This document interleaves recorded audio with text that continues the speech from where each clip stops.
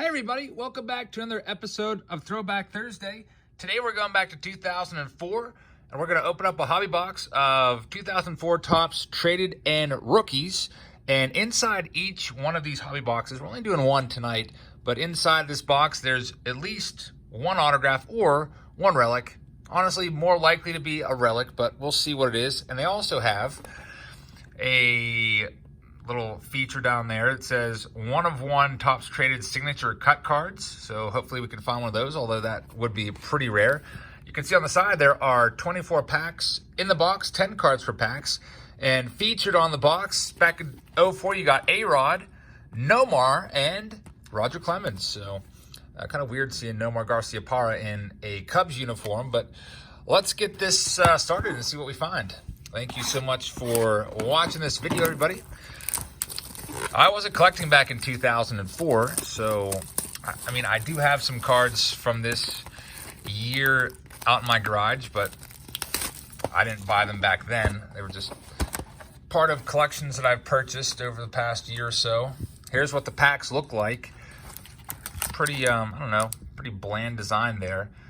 10 cards in the pack, and then there's your odds for those of you that like to see the odds. There are 2 chrome cards in every pack, so let's see what we can get out of here. The best rookie card, if you're wondering, is going to be, wow, that's probably the second best rookie card right off the bat, Howie Kendrick. Very nice. So we got Howie Kendrick.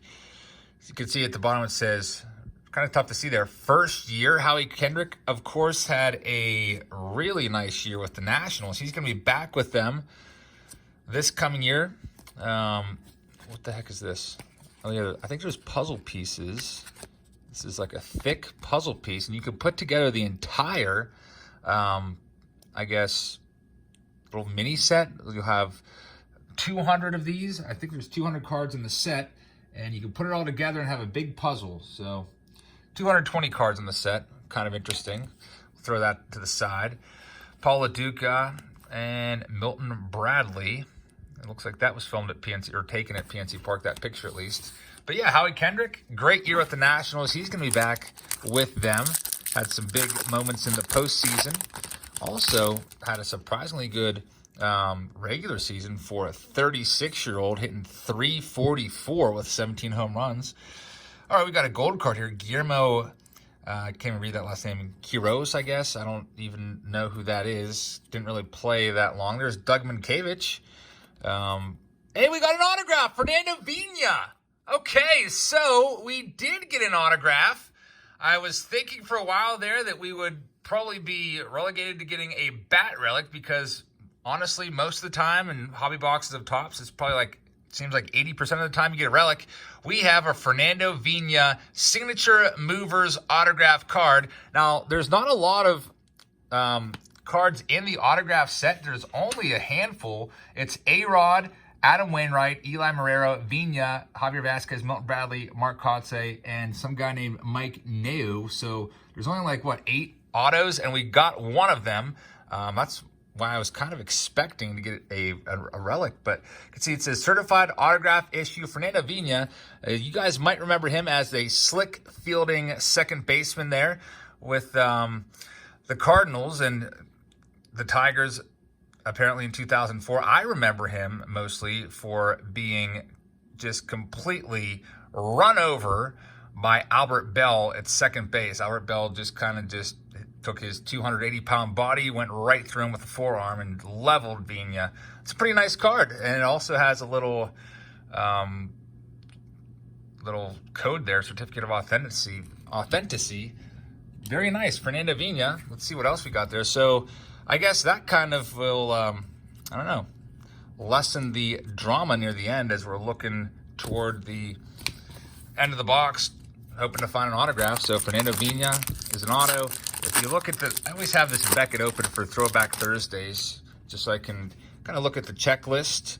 And they value that Vina at $15. I would probably value it, I don't know, maybe like 2 or 3. There's Billy Wagner. I really think Billy Wagner should get some more consideration for the Hall of Fame. Of course, Billy Wagner, one of the great closers of this era. Little guy, too. Wasn't a really tall guy, but could really bring it. And if he would have played a few more years, he kind of went out on his own terms. Like, he probably could have played at least 2 or 3 more years. There's good old Calvin Pokey Reese with the Red Sox. Used to be a Pirate, also a Red. But anyway, I haven't even really talked about the best rookie in this set. The best rookie card that we're looking for here is going to be King Felix. King Felix Hernandez, who, as you all know, if you were paying attention to baseball at the end of the season, his Mariners career came to an end, and probably his major league career as well. There's Don Kelly rookie card. That's Donnie Kelly. He was kind of beloved here in Pittsburgh from this area, and now he just got hired as the Pirates' brand new bench coach. So we'll be seeing a lot of him around here in Pittsburgh. I know that he spent some time with the Tigers, as him and Jim Leland were kind of like best buddies, it seemed.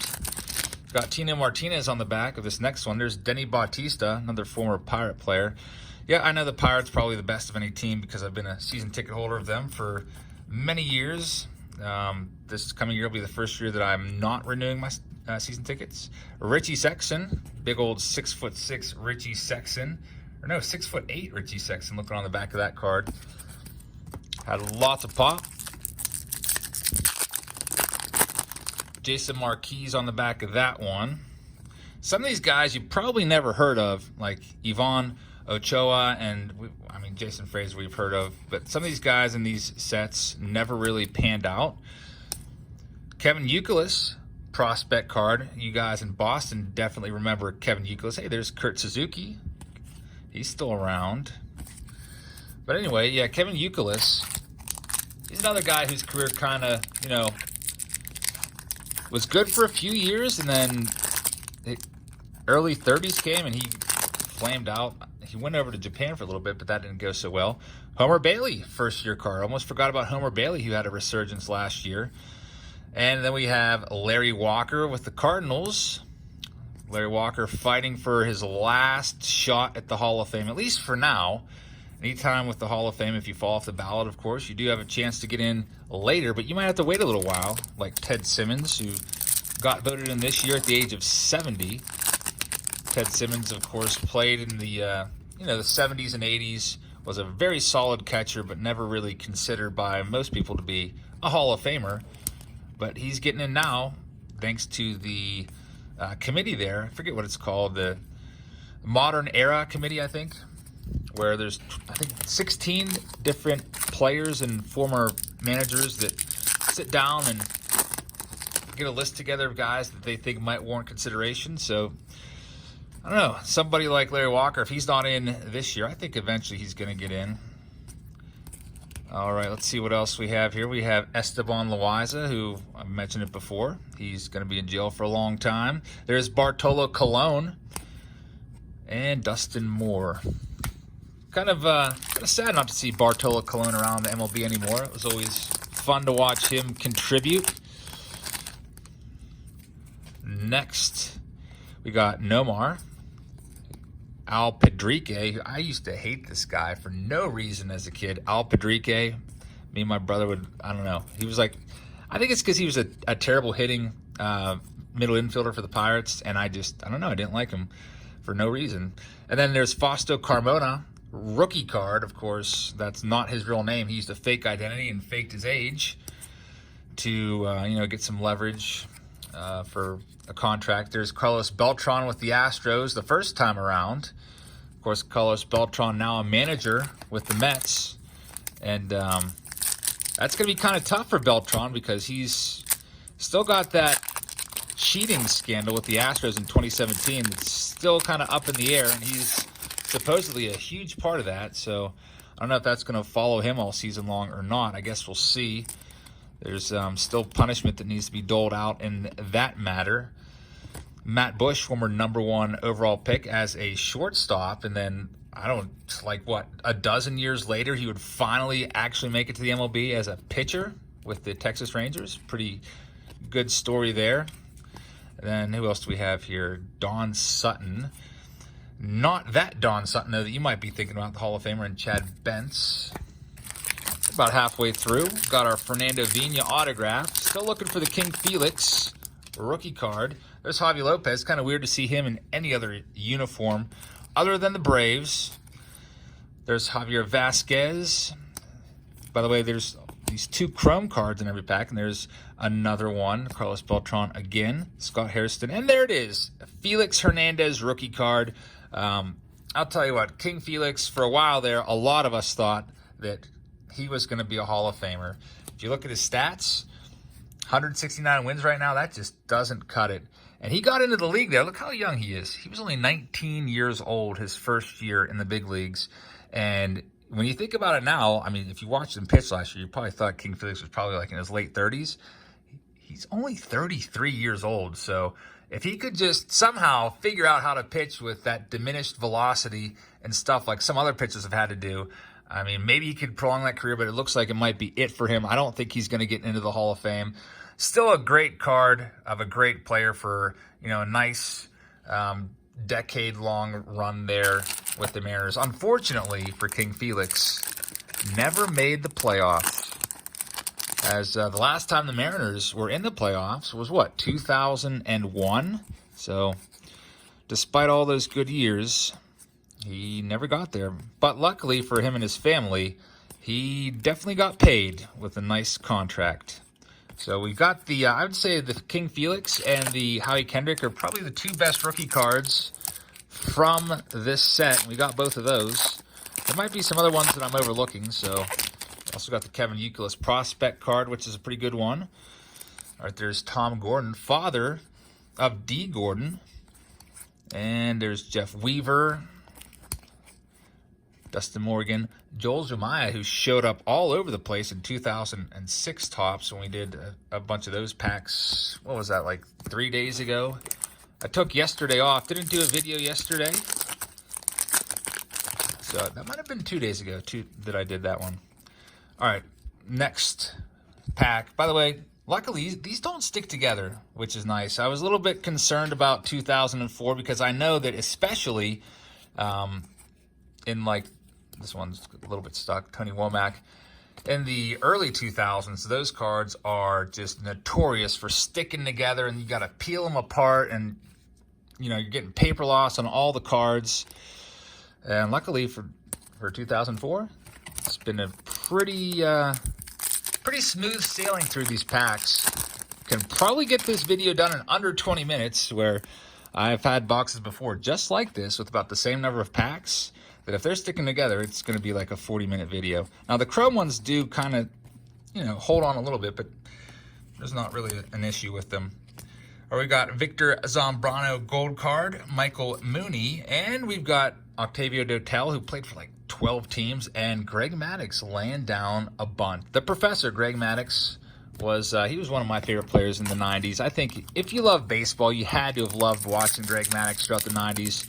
Just what he could do, tailing the ball in and out, right on the black of the plate, the corners of the plate, and even just kept moving it off the plate a little bit to get those calls. Definitely one of the best pitchers that I've ever seen. There's Johnny Gomes prospect card. There's Nomar Gold. What else do we have here? Carl Everett, White Sox card, Tyler Davidson, and Jay Payton rounds out that pack. So we're down to about 6 packs, it looks like, in the box. Thank you for joining us on this Throwback Thursday. I hope you like watching this series where we just go back and pick an older release from anywhere from between, the oldest we've done, I think, oldest full box has been, 1978? So don't really have too many of those boxes available right now, but maybe I'll pick some up in the coming months. Go back, way back to the 70s again. Those are always fun. This particular pack didn't really have anybody that great in it. I mean, Richard Hidalgo had some nice years.